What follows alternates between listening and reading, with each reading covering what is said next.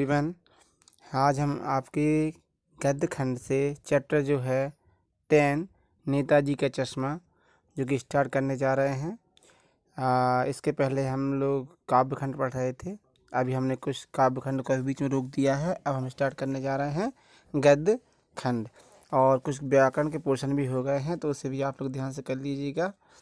तो गद्य खंड में चैप्टर फर्स्ट है जो चैप्टर 10 नेताजी का चश्मा। ये इस कहानी का थोड़ा हम आपको इंट्रोडक्शन बता देते हैं, इसमें क्या मेन चीज़ है। तो नेताजी का जो चश्मा नामक जो आपका पाठ है, देशभक्ति की भावना से भरपूर एक भावपूर्ण कहानी है, जिसमें देश के नागरिकों को विकास के कार्य तथा देशभक्ति एवं देश प्रेम की भावना प्रगाढ़ करने की यानी मजबूत करने की प्रेरणा दी गई है। कहानी में कैप्टन चश्मे वाले के माध्यम से अनेक कैप्टन रहते हैं जिनकी चश्मे की दुकान है। चश्मे वाले के माध्यम से देश के करोड़ों लोगों के देशभक्तिपूर्ण योगदान को उभारा गया है, जो अपने अपने तरीके से देश प्रेम को करते हैं, परंतु वे पर्दे के पीछे रह जाते हैं। कहानी के अनुसार केवल बड़ों में ही नहीं बल्कि बच्चों अर्थात आने वाली पीढ़ी में भी देश प्रेम तथा देशभक्ति की भावना भरी हुई है, परंतु उसे प्रदर्शित करने का उनका अपना अलग अलग अंदाज है। तो ये है आप इस पाठ का सारांश जो कि हम इस पाठ में समझेंगे। तो पहले आप लोग स्वयं प्रकाश जी जो हैं इसके लेखक, इनका कई लेखक परिचय पढ़ लेंगे और उनके बारे में सारी चीज़ें जो आपको समझना है, जैसे उनकी रचनाएं, जीवन परिचय, साहित्य की विशेषताएं, भाषा शैली, ये आप लोग पढ़ लेंगे। और अब हम स्टार्ट करने जा रहे हैं चैप्टर आपका नेताजी का चश्मा। तो एक बात और भी है, क्योंकि आपको चैप्टर इसलिए भी और ध्यान से पढ़ना चाहिए क्योंकि चैप्टर खासकर इस चैप्टर से तो अधिकांश हमने देखा आया ही है, और एक पैराग्राफ करके आता है जिसको पढ़कर आप उसी के अंदर जो क्वेश्चन दिए रहते हैं, एंसिंग पैसेज जो रहता है गद्यांश का, उसको पढ़कर उसी के अंदर क्वेश्चन जो आंसर आपको उसके अंदर ढूंढना है आंसर पढ़कर। तो ये इस तरीके से भी आप चैप्टर को, गद्य के जितने भी चैप्टर हैं आप ध्यान से पढ़ेंगे। और काव्य खंड के भी आप अच्छे से पढ़ना, क्योंकि काव्य के भी अंदर से कुछ दे दिए जाते हैं पैराग्राफ करके, 4-5 लाइनें, और उसको आपको उसी के अंदर से आपसे उसके भाव और उसके अंदर जो चीज़ें रहती हैं सारी चीज़ें आपसे पूछी जाती हैं। तो कहना चाहिए कि आपको क्वेश्चन आंसर के साथ साथ चैप्टर को भी ध्यान से पढ़ना है। तो नेताजी का चश्मा, तो क्या होता है, हालदार साहब को हर 15वें दिन कंपनी के काम के सिलसिले में उस कस्बे से गुजरना पड़ता था। तो पहले हम इसको क्या करते हैं, पार्ट में बांट लेते हैं इस चैप्टर को। तो पहला है कस्बा और नगर पालिका के बारे में पढ़ेंगे हम। तो कस्बा बहुत बड़ा नहीं है, कस्बा छोटा सा है। कुछ ही पक्के मकान थे, एक बाजार था, लड़कों और लड़कियों का एक स्कूल, सीमेंट का छोटा सा कारखाना, 2 ओपन एयर सिनेमा घर और नगर पालिका थी।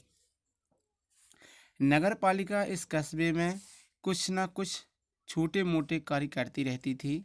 नगर पालिका के अधिकारी या बोर्ड ने बाजार के मुख्य चौराहे पर संगमरमर पत्थर से बनी नेताजी सुभाष चंद्र बोस की प्रतिमा लगवा दी थी। तो ये नगर पालिका वालों ने किया था। तो देखिए आप लोग, यह कंपनी उसी प्रतिभा के बारे में है, यह जो कहानी है उसी प्रतिभा के बारे में है, यानी उस मूर्ति जो है ना, प्रतिमा किसकी, सुभाष चंद्र बोस की प्रतिमा थी। यह जो कहानी है उसी के बारे में आपको बता रही है, और उसी के माध्यम से आपको जो देशभक्ति की भावना किस व्यक्ति में किस प्रकार की है वह आपको समझाई जाएगी। तो यह कहानी जो है उसी प्रतिमा यानी मूर्ति के बारे में है।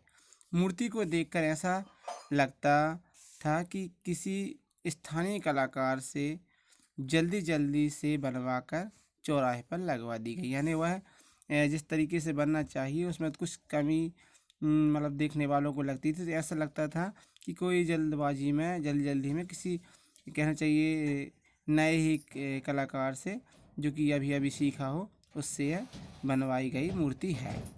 तो अब आप देखें इसके बाद हालदार साहब और मूर्ति। जब हालदार साहब वहाँ के एक व्यक्ति जो हैं वहाँ से जाते हैं तो मूर्ति के बारे में देखकर क्या कहते हैं हम देखेंगे। तो हालदार साहब पर 15वें दिन हर 15वें दिन यानी हर 15 दिन काम के सिलसिले में उस कस्बे से गुजरते थे। ठीक है। तो जब हालदार साहब वहाँ से निकलते थे तो हालदार साहब जब पहली बार इस कस्बे से गुजरे तो उन्होंने नेताजी की मूर्ति देखी। सबसे पहले उन्होंने क्या नेताजी की मूर्ति देखी।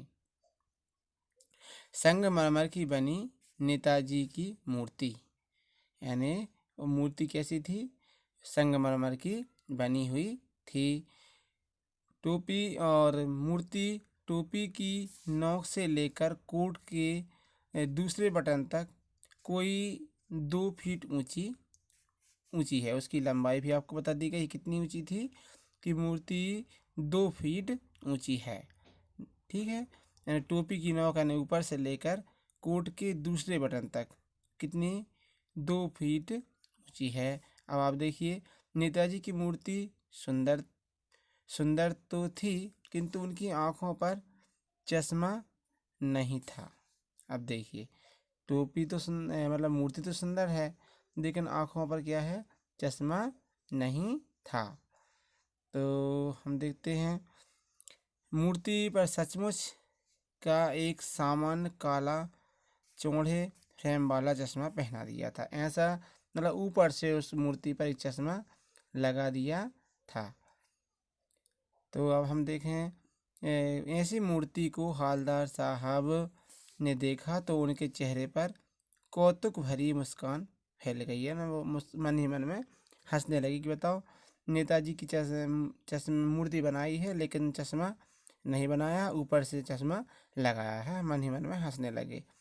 तो मूर्ति पत्थर की और चश्मा रियल का यानी सही का, एक ऐसा मतलब कहना चाहिए बना हुआ है ये। तो हम देखते हैं। तो अब आप आगे देखिए हालदार साहब का चिंतन।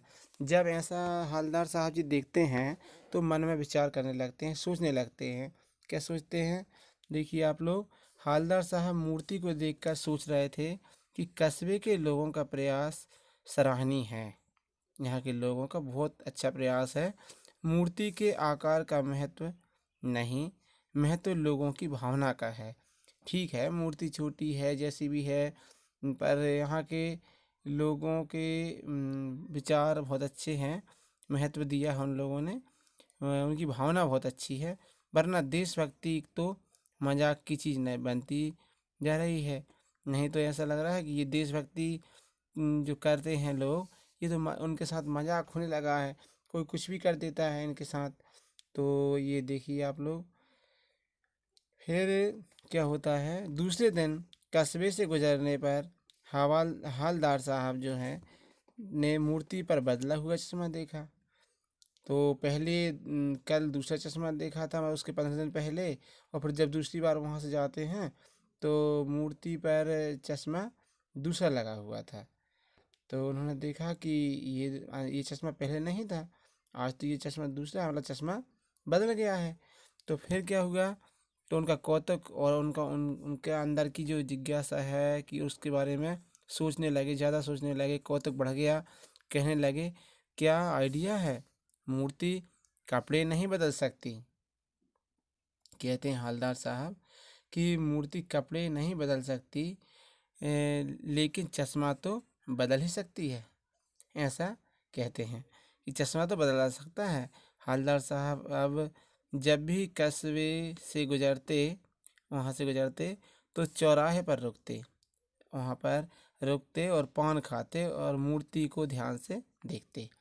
यानी उस मूर्ति को वो बड़े ध्यान से देखते हैं।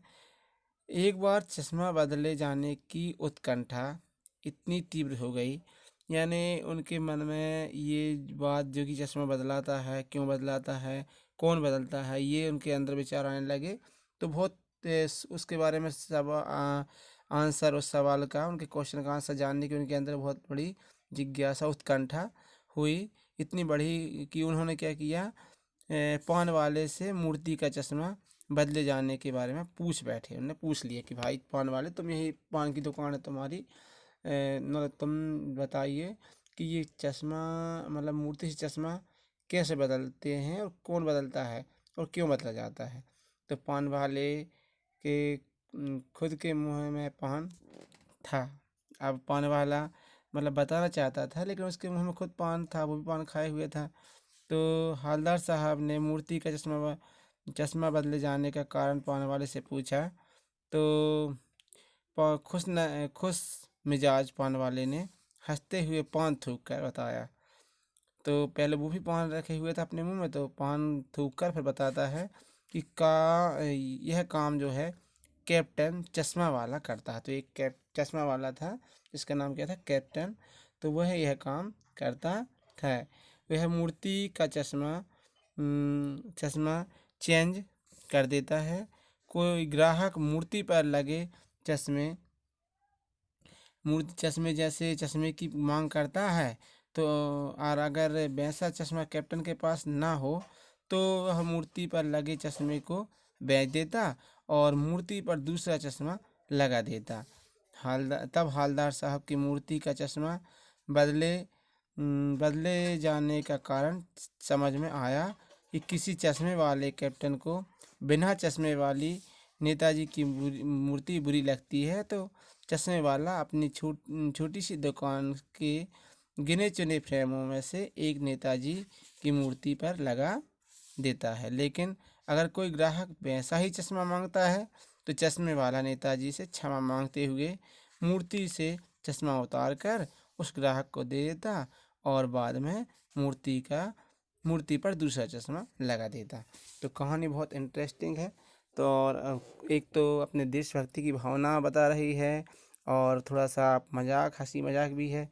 तो आप इस चैप्टर को पूरा पढ़ लेंगे, जितना हमने समझाया उतना तो आपको समझ में आ गया होगा, और बाकी भी आप लोग समझने की कोशिश करेंगे। तो नेक्स्ट वीडियो में हम इसका और जो पार्ट जो बचा हुआ उसे कंप्लीट करेंगे। तो धन्यवाद।